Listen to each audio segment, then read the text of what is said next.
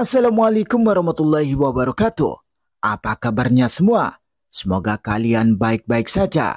Kali ini saya akan membahas alur novel Donghua Swallowed Star. Tanpa basa-basi, yuk langsung disedot.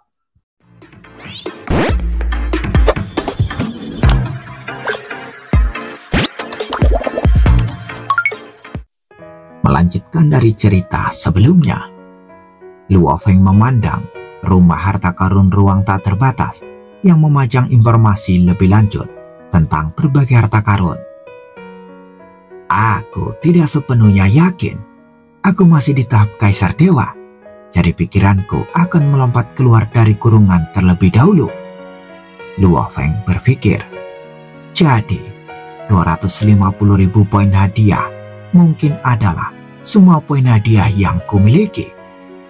Saya harus menyimpan poin hadiah yang cukup untuk digunakan saat mencapai level setengah hunyuan di masa mendatang. Luo Feng merenung. Sekarang cukup beli saja yang lebih murah. Luo Feng melihat sekeliling dan langsung mengunci targetnya di antara harta karun yang lebih murah. Tukarkan dengan harta rahasia hati abadi. Luo Feng segera menukarnya. Harta rahasia hati abadi tidak dapat dihancurkan, memiliki vitalitas tak terbatas, dan dapat memberkati tubuh. Diperlukan 43.000 poin hadiah untuk menebusnya. Ini adalah satu-satunya harta rahasia di bawah 100.000 poin. Hadiah cocok untuk jalur kehidupan dan jalur kehancuran. Setelah pertukaran, poin hadiah Luo Feng di ruang tak terbatas juga berkurang menjadi 211.093,03 poin. Menurut rencana latihan Luo Feng sendiri, dia akan menunggu sampai dia mencapai tingkat setengah hunyuan di masa mendatang sebelum menukarkannya. Scene berganti. Di benua asal, rumah Tuan Kota Huyang, di ruangan yang tenang di dalam menara bintang. Hati abadi. Luo Feng duduk bersila menatap permata hijau di tangannya. Ketika mata kehidupan dan kematian di antara kedua alisnya terbuka, dia melihat pola rahasia misterius yang tak berujung yang terkandung dalam permata biru yang sangat luas, yang sama sekali tidak kalah dengan sisa-sisa kehidupan khusus. Setetes darah panas dapat terlihat samar-samar, dan semua misteri pola rahasia berasal dari setetes darah panas itu. Bola ini harus dibuat dengan status darah sebagai intinya. Dilihat dari tingkat misteriusnya, status darah itu seharusnya status darah dari makhluk hunyuan kelas dunia. Itulah sebabnya permata ini memiliki vitalitas tak terbatas dan tak dapat dirusak. Hati abadi ini sudah cukup bagiku untuk memahaminya sebelum aku melompat keluar dari kurungan. Luo Feng merasa sangat puas. Di rumah harta karun ruang tak terbatas, dua harta rahasia yang paling cocok untuknya, mata kehidupan dan kematian, serta hati keabadian, telah ditebus semuanya. Tentu saja, ada beberapa harta langka yang membantu dalam praktik spiritual di ruang tak terbatas. Harta karunnya tidak terbatas, tetapi poin hadiahnya terbatas. Aku harus tahu cara menggunakan poin hadiahku dengan lebih efektif, pikir Luo Feng. Hati abadi, mata kehidupan dan kematian, serta menara bintang. Dari yang terendah hingga yang tertinggi, aku juga bisa lebih memahami bagaimana kehidupan dan kematian digabungkan, pikir Luo Feng. Dia membalikkan tangannya dan mengeluarkan kristal hunyuan. Setelah mengambilnya, ia mulai memahami misteri kehidupan hunyuan tingkat rendah yang padat. Mengamati dengan mata kehidupan, material kehidupan hunyuan tingkat rendah ini tidak lagi memiliki rahasia apapun di hadapan Luo Feng dan sepenuhnya terlihat. Kehidupan dan kehancuran ternyata punya cabang yang begitu luas. Luo Feng sedikit terkejut, dia bahkan sedikit bingung. Semakin aku mengerti, semakin aku menyadari betapa tinggi dan luasnya langit. Luo Feng tersenyum. Ini sangat menarik. Mata Luo Feng berbinar. Jalan ini sangat panjang Itu artinya aku bisa terus maju dan terus mendaki lebih tinggi. Kalau begitu, mari kita lanjutkan selangkah demi selangkah. Mari terus menjadi lebih kuat. Proses menjadi lebih kuat juga menarik. Luo Feng langsung tenang. Luo Feng kemudian mulai mempelajari bahan-bahan ini dengan seksama, menganalisisnya satu persatu, dan mengklasifikasikan beberapa misteri Polaresia ke dalam kategori, lalu perlahan-lahan menyerap beberapa yang sesuai dengan jalannya. Abad ke-105 setelah kembali ke benua asal, jalur kehidupan Luo Feng dalam mengejar bentuk kehidupan agung secara alami mencapai tahap awal Kaisar Dewa. Pada abad ke-139, jalan menuju kehancuran dalam mengejar kehancuran tertinggi juga mencapai tahap awal Kaisar Dewa. Setelah kehidupan dan kehancuran mencapai tahap awal Kaisar Dewa, Luo Feng memperlambat kedua aspek ini dan fokus pada penggabungan kehidupan dan kematian. Sebab baginya, praktik dua jalan kehidupan dan kehancuran menyediakan sumber daya paling dasar bagi Dao Agung kelahiran dan kematian. Jika kehidupan dan kehancuran mencapai tahap awal Kaisar Dewa, kesulitannya adalah satu, maka penggabungan kehidupan dan kematian untuk mencapai tahap awal Kaisar Dewa, kesulitannya setidaknya 10. Luo Feng merasakan kesulitan proses penggabungan Dao Agung kehidupan dan kematian dari alam tertinggi Raja Dewa merupakan gabungan 9 cabang utama, dan inilah benihnya. Sebelum dia menyadarinya, saat itu sudah abad ke-269. Luo Feng masih bingung tentang jalan hidup dan mati, dan belum pernah mencapai tahap awal Kaisar Dewa. Pada saat ini, Kaisar King juga sudah mulai mengundang Luo Feng untuk berburu lagi. Berburu, aku akan meluangkan waktu untuk mempersiapkan diri, dan aku bisa berangkat dalam waktu 1 abad lagi. Luo Feng menanggapi undangan Kaisar King. Kaisar King tentu saja tidak keberatan. Di benua asal, Luo Feng membawa tubuh dengan 390 kali cadangan energi tubuh dewa sempurna dan harta penyimpanan labirin dunia fantasi, memulai perjalanan pulangnya. Sedangkan untuk hati abadi yang dipertukarkan di ruang tak terbatas, Luo Feng tidak membawanya. Kekuatannya masih relatif lemah, dan membawa harta rahasia yang sangat kuat mungkin akan mendatangkan masalah baginya. Di benua asal, menyerap energi bisa dengan cepat dengan bantuan miniatur alam semesta. Membawa tubuh dengan cadangan energi yang besar, Luo Feng menghabiskan hampir setengah abad dan akhirnya kembali ke kota Yulan. Kedua belah pihak sudah siap. Kaisar King dan Luo Feng memulai perburuan kedua mereka. Ayo, pergi! Saat memulai perburuan kehidupan unjuan tingkat rendah pertama, Kaisar King dikejutkan oleh kekuatan serangan Luo Feng. Apa? Anda telah berhasil membuat terobosan. Dia tidak terkejut bahwa Luo Feng membunuh mangsanya 1 lawan 1, tetapi Luo Feng begitu mudah dan santai sehingga Kaisar King sedikit bingung. Apakah kau telah mencapai tahap tengah Kaisar Dewa? Kaisar King menatap Luo Feng dengan tak percaya.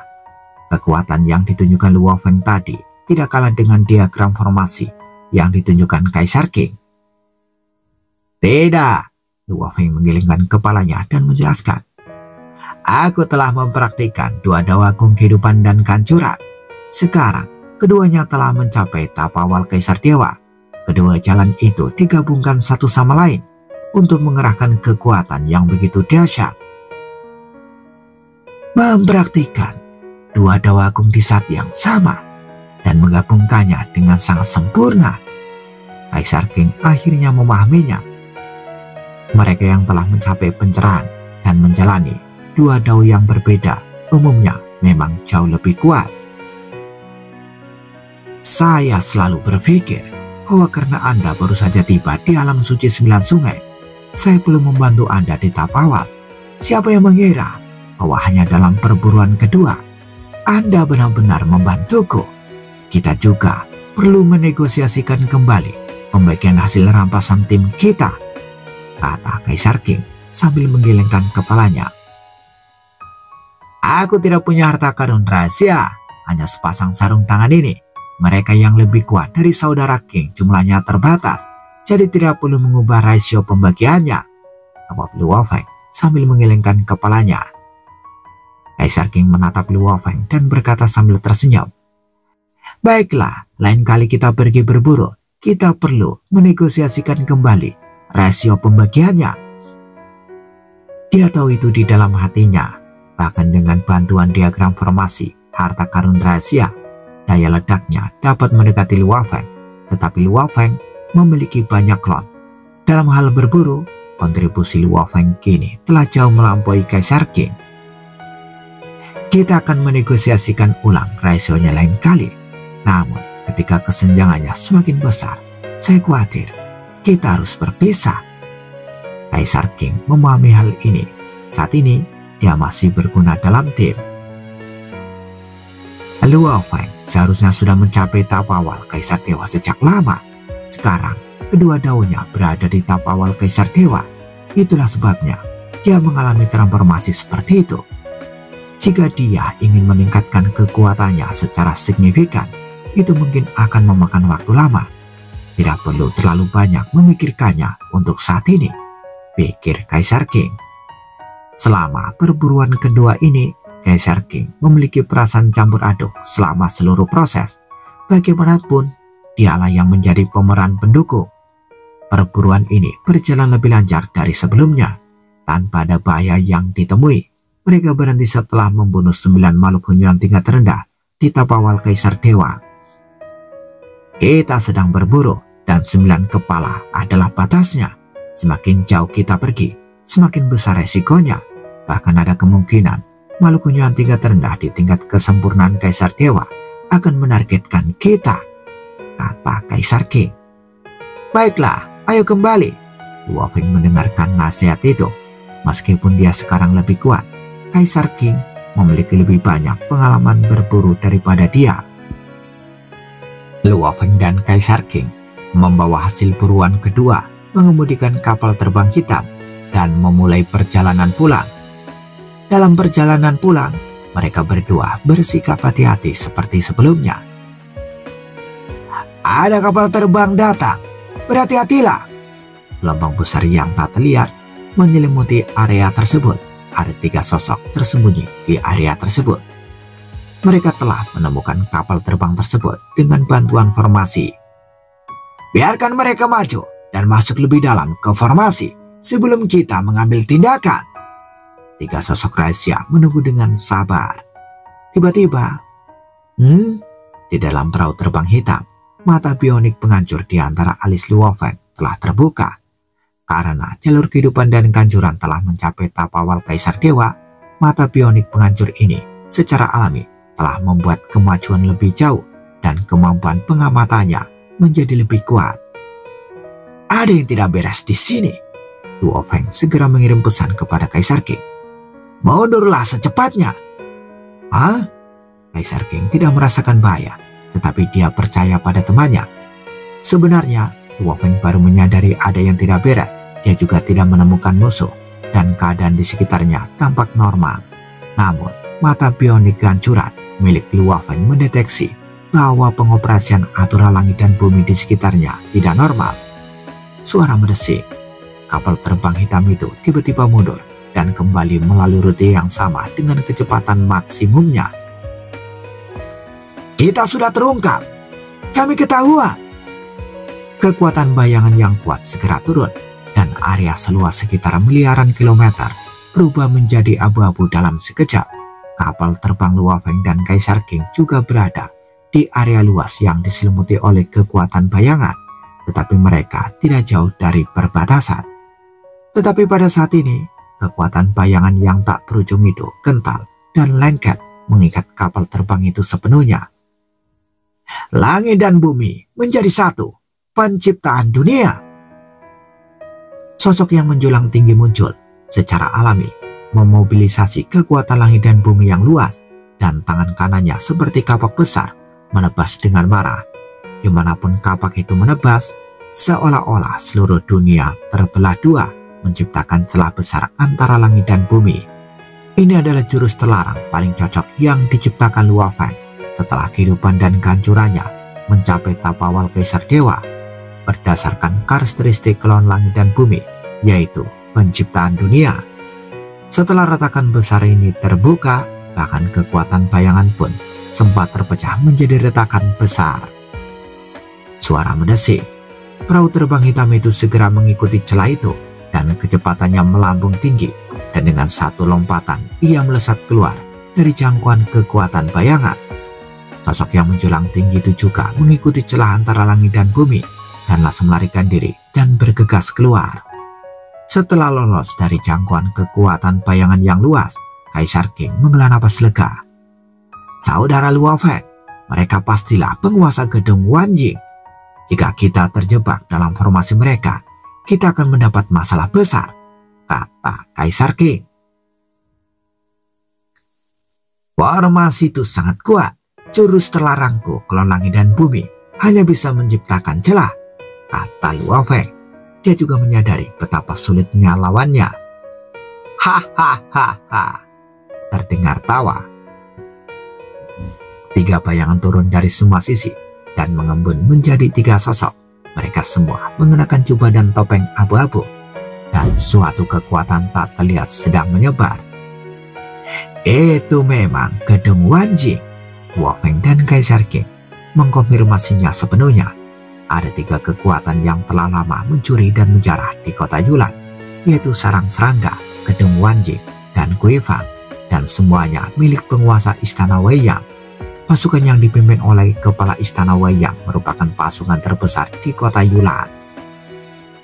Mereka yang bertanggung jawab atas penjarahan di gedung Wanjing umumnya adalah mereka yang telah mencapai penjarahan di tahap tengah Kaisar Dewa. Mereka yang lebih lemah tidak berani menjarah. Kaisar King menyampaikan pesan kepada Luo Feng.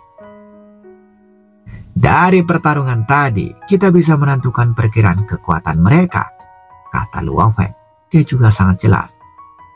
Hahaha, Kaisar King dan Luo Feng. Ketika jubah abu-abu itu menatap Luo Feng dan Kaisar King, salah satu dari mereka tersenyum dan berkata, tidak heran kalian berdua berani pergi berburu bersama. Kalian memang cukup kuat. Kalian seharusnya tahu aturan penjarahan. Tentu saja, kami bersedia memberimu sejumlah kristal hunyuan, kata Kaisar King. Aku tidak menginginkan banyak. Kau hanya harus meninggalkan mayat makhluk hunyuan tingkat rendah, dan kami akan membiarkanmu pergi, kata lelaki berjubah abu-abu itu. Kaisar King dan Luo Feng saling berpandangan.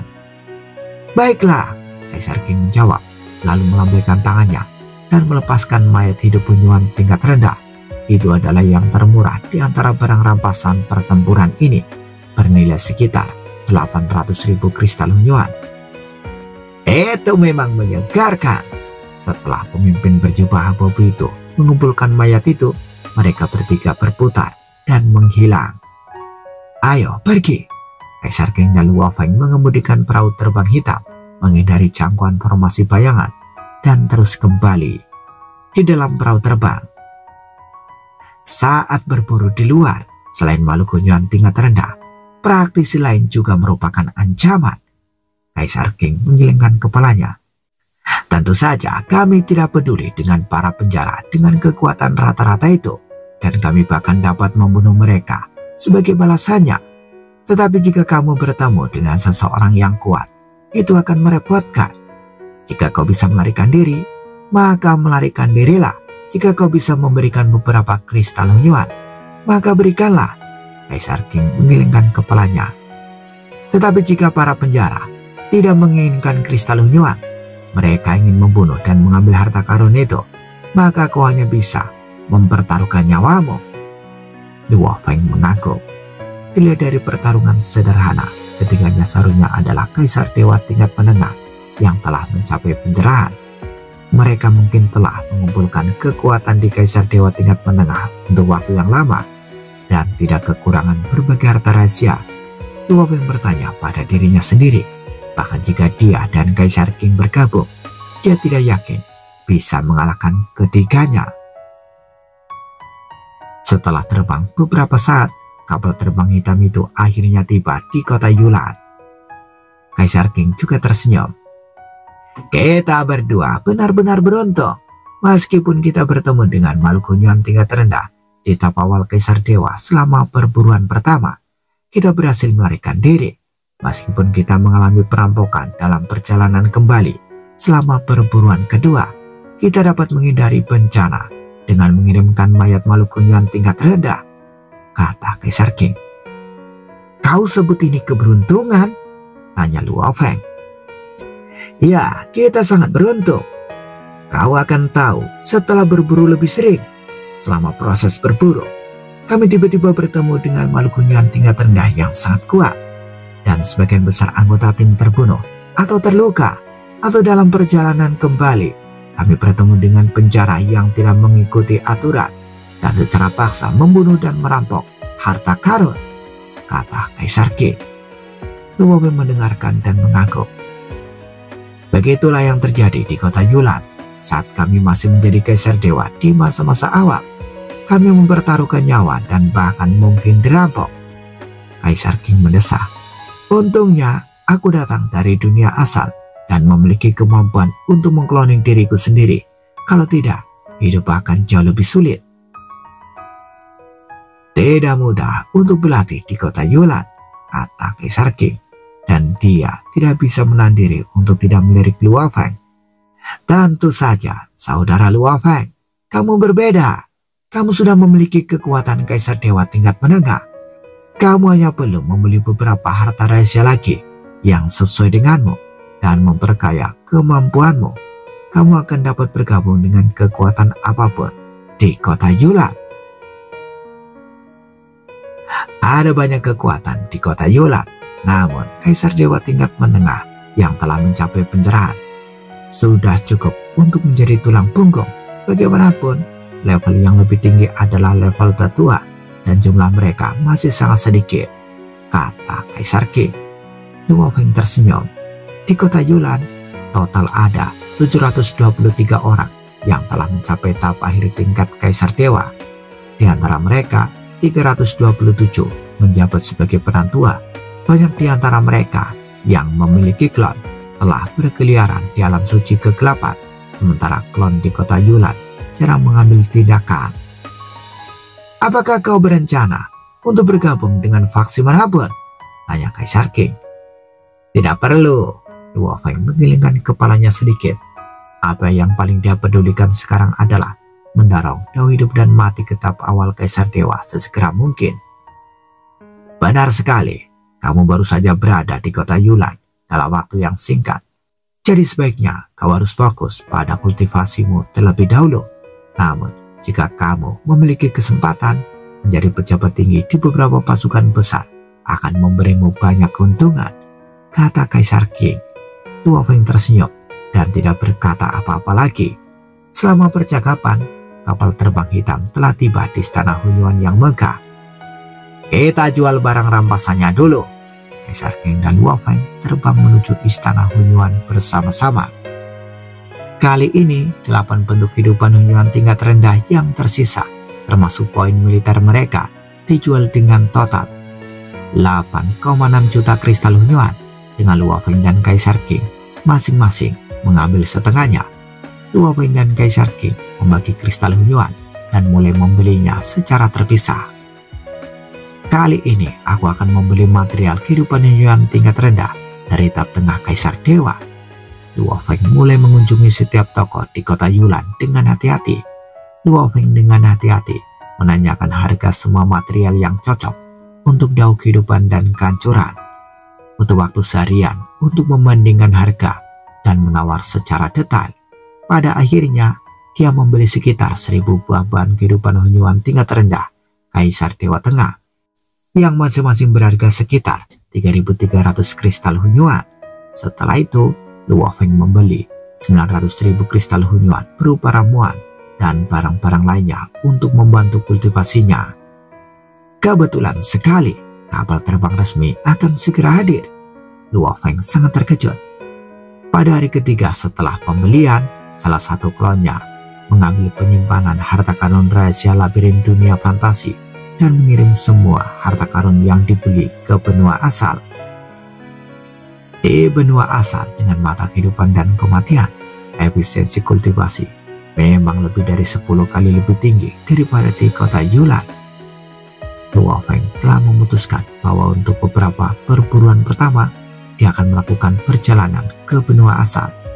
Di masa mendatang, ketika dia cukup kaya, dia mungkin hanya akan saling mengunjungi 1 kali setelah beberapa kali berburu.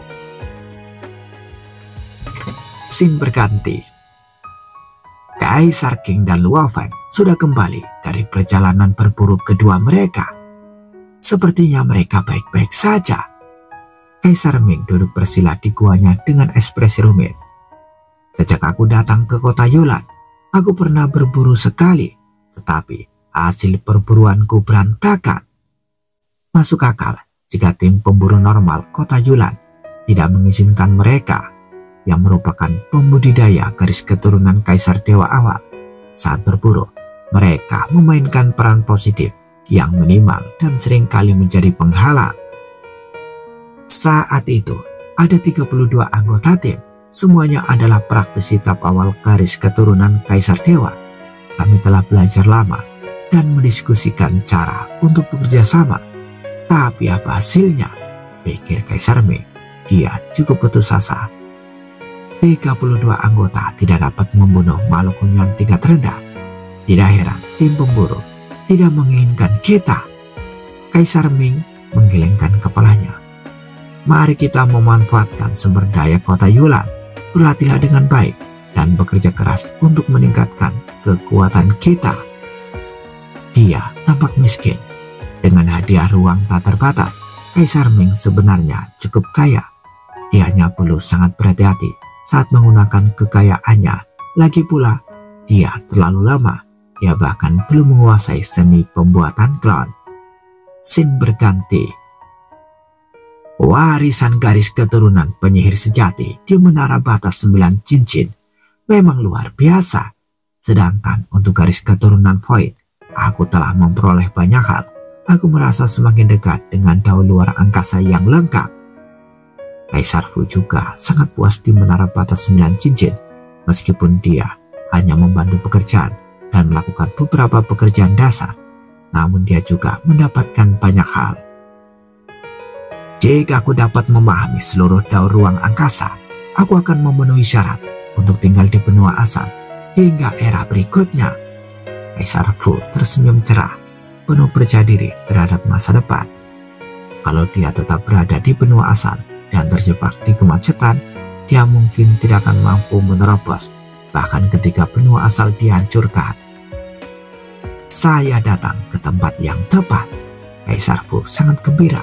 Dengan Luo Feng dan Kaisar Qing yang menjaganya, dia tidak perlu khawatir tentang tempat tinggalnya di kota dan tentu saja cukup santai. Di tempat lain, saudara Luo Feng telah mencapai tingkat Kaisar Dewa tingkat menengah yang telah mencapai pencerahan.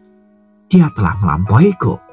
Kaisar Qing duduk bersila di ruangan yang sunyi, menatap mangkuk giok di depannya yang berisi cairan kuning. Saya sudah terjebak di titik kemacetan terakhir terlalu lama. Dengan puluhan juta kristal hunyuan, aku menjual banyak harta karun untuk ditukar dengan cairan sumsum jantung Void ini, hanya untuk satu kesempatan ini.